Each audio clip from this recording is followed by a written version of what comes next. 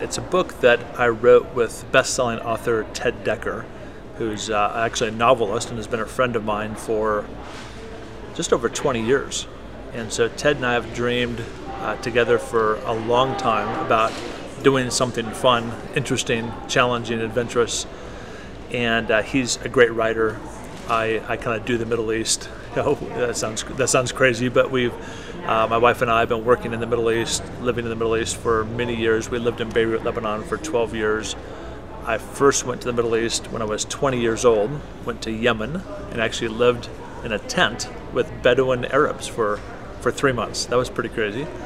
So since 1983 till now, I've been in and out of the Middle East, been learning Arabic, studying the Middle East, studying Muslim, Christian, Jewish issues. Ted's a writer, and so we thought, well, it makes sense then to write a book about the Middle East. Book part Ted, Middle East part Carl, and thus too with Hezbollah. We were actually sitting in downtown Denver at the Hard Rock Cafe, believe it or not, in downtown Denver with our wives one day a couple years ago, talking about and just dreaming about something to do that'd be crazy. And I suggested the idea that we would just go and interview the top leaders in the Middle East that we could find. Political leaders, religious leaders, kind of cultural leaders, culture shapers, and ask them a bunch of questions and find out, so like Gaddafi and the Bin Ladens and the Hamas and Hezbollah and the leaders of those organizations.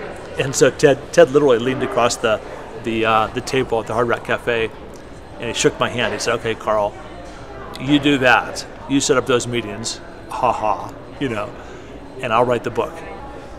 We bought plane tickets to these 7 different countries, flew to them. Most of the meetings were Middle Eastern style, so we thought we had meetings when we showed up. I don't think any of them were really very solid. We'd show up in the country, make a few phone calls, work a few more angles, to make sure the meetings actually happened.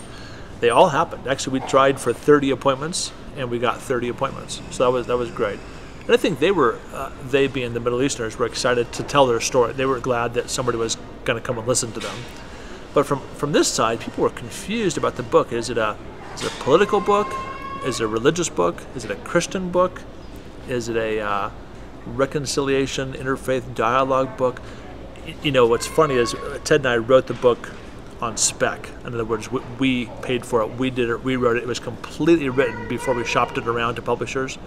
And the publisher we ended up going with, of course, is Doubleday. And their big question is, where will this book sit on the bookshelves? Like, will it be in the Middle East section? Will it be in the current events section? Will it be in the religion section? Or will it be in the travel log section? Because at Barnes & Noble's, it's in the religion section.